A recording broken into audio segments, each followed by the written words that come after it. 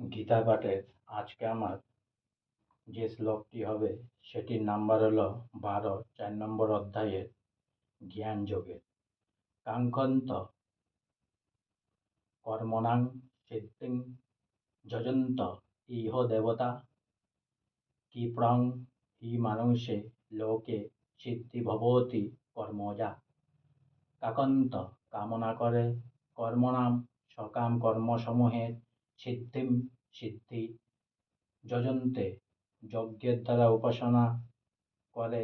ইহ মানে এই, দেবতা মানে দেবতাদের, ক্ষিপ্রম অতি শীঘ্রই, ই মানে অবশ্যই, মানুষে মানে মানব সমাজে, লোকে মানে জড় জগতে, সিদ্ধি মানে ফল লাভ, ভবতি মানে হয়, কর্মজা মানে সকাম কর্ম থেকে। অনুবাদ: এই জগতে মানুষেরা সকাম কর্মের সিদ্ধি কামনা করে এবং তাই তারা বিভিন্ন দেব দেবীর উপাসনা করে।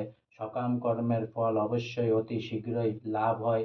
তাৎপর্য: জড় জগতের দেব দেবীদের সম্বন্ধে বিষয়াসক্ত লোকদের একটি ভ্রান্ত ধারণা আছে। অল্প বুদ্ধি সম্পন্ন বেশ কিছু লোক, যারা নিজেদের মহাপণ্ডিত বলে লোক ঠকায়, তারা এ সমস্ত দেব দেবীকে ভগবানের বিভিন্ন রূপ বলে মনে করে এবং তাদের ভ্রান্ত প্রচারের ফলে জনসাধারণও সেই কথা সত্য বলে মনে করেন। প্রকৃতপক্ষে এই সমস্ত দেব দেবী ভগবানের বিভিন্ন রূপ নন, তারা হচ্ছেন ভগবানের বিভিন্ন অংশ বিশেষ। ভগবান হচ্ছেন এক আর অবিচ্ছেদ্য, অংশেরা হচ্ছে বহু। বেদে বলা হয়েছে নিত্য নিত্যানাম, ভগবান হচ্ছেন এক ও অদ্বিতীয়। ঈশ্বর পরম কৃষ্ণ, ভগবান শ্রীকৃষ্ণ হচ্ছেন পরমেশ্বর।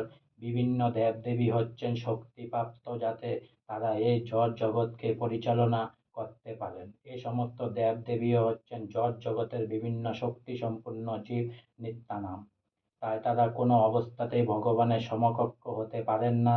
যে মনে করে যে শ্রীকৃষ্ণ, শ্রী বিষ্ণু, শ্রী নারায়ণ ও বিভিন্ন দেবদেবী একই পর্যায়ভুক্ত, তার কোনো রকম শাস্ত্রজ্ঞান নেই, তাকে বলা হয় নাস্তিক অথবা পাষণ্ডী। এমনকি দেবাদিদেব মহাদেব এবং আদি পিতামহ ব্রহ্মাকেও ভগবানের সঙ্গে তুলনা করা চলে না। প্রকৃতপক্ষে শিব, ব্রহ্মা আদি দেবতারা নিরন্তর ভগবানের সেবা করেন। শিব বিরিঞ্চিনুতম।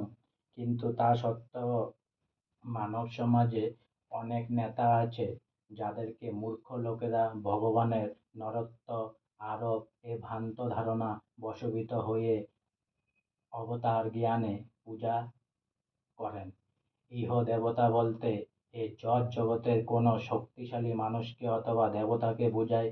কিন্তু ভগবান শ্রী নারায়ণ, শ্রী বিষ্ণু বা শ্রীকৃষ্ণ হচ্ছেন পরমেশ্বর।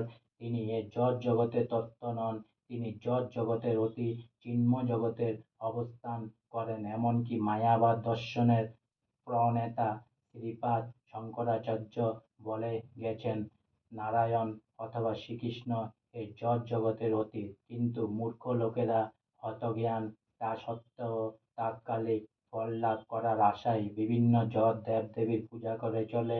এ সমস্ত মূর্খ লোকগুলি বুঝতে পারে না, বিভিন্ন দেবদেবীকে পূজা করার ফলে যে ফল লাভ হয় তা অনিত্য। যিনি প্রকৃত বুদ্ধিমান, তিনি ভগবানেরই সেবা করেন। তুচ্ছ ও অনিত্য লাভের জন্য বিভিন্ন দেবদেবীকে পূজা করা নিষ্প্রয়োজন। জড়া প্রকৃতির বিনাশের সঙ্গে সঙ্গে এ সমস্ত দেব-দেবী এবং তাদের উপাসকেরাও ধ্বংসপ্রাপ্ত হবে। দেব-দেবীদের দেওয়া বড় হচ্ছে জড় ও অনিত্য।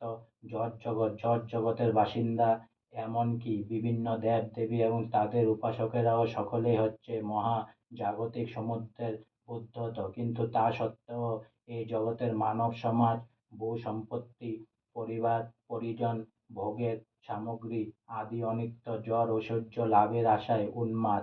এই প্রকার অনিত্য বস্তু লাভের জন্য মানুষেরা মানব সমাজের বিভিন্ন দেব-দেবীর অথবা শক্তিশালী কোনো ব্যক্তির পূজা করে, কোনো রাজনৈতিক নেতাকে পূজা করে। যদি ক্ষমতা লাভ করা যায়, সেটিকে তারা পরম প্রাপ্তি বলে মনে করে। তাই তারা সকলে তথাকথিত নেতাদের দণ্ডবত প্রমাণ করছে এবং তার ফলে তাদের কাছ থেকে ছোটখাটো কিছু আশীর্বাদও লাভ করছে। এই সমস্ত মূর্খ লোকেরা জড় জগতের দুঃখ কষ্ট থেকে চিরকালের জন্য মুক্ত হবার জন্য ভগবানের শরণাগত হতে আগ্রহী নয়। পক্ষান্তরে সকলে তাদের ইন্দ্রিয় তৃপ্তি সাধন করার জন্য ব্যস্ত এবং তুচ্ছ একটি ইন্দ্রিয় সুখ ভোগ করার জন্য এরা দেব-দেবী নামক বিশেষ ক্ষমতাপ্রাপ্ত জীবদের আরাধনার প্রতি আকৃষ্ট হয়। এই শ্লোক থেকে বোঝা যায় খুব কম মানুষই ভগবান শ্রীকৃষ্ণের শ্রীচরণে শরণাগত হয়। অধিকাংশ মানুষই সর্বক্ষণ চিন্তা করছে কিভাবে আরো একটু বেশি ইন্দ্রিয় সুখ ভোগ করা যায়, আর এই সমস্ত ভোগ বাসনা চরিতার্থ করবার জন্য তারা বিভিন্ন দেব-দেবীর দুয়ারে ধন্না দিয়ে এটি দাও ওটি দাও বলে কাঙ্গালপনা করে তাদের সময় নষ্ট করছে। আজকে আমার গীতা পাঠের 4 নম্বর অধ্যায়ের জ্ঞান যোগের 12 নম্বর শ্লোক এখানেই সমাপ্ত হলো। তাই অনেক অনেক সাবস্ক্রাইব করুন, অনেক অনেক লাইক করুন, আর সঙ্গে বলুন হরে কৃষ্ণ কৃষ্ণ কৃষ্ণ হরে হরে, হরে রামা রামা রামা হরে হরে। অনেক অনেক ভালো থাকুন, অনেক অনেক সুস্থ থাকুন, অনেক অনেক আনন্দে থাকুন, অনেক অনেক হেল্প করুন, অনেক অনেক উপকার করুন সবাই সবাইকে।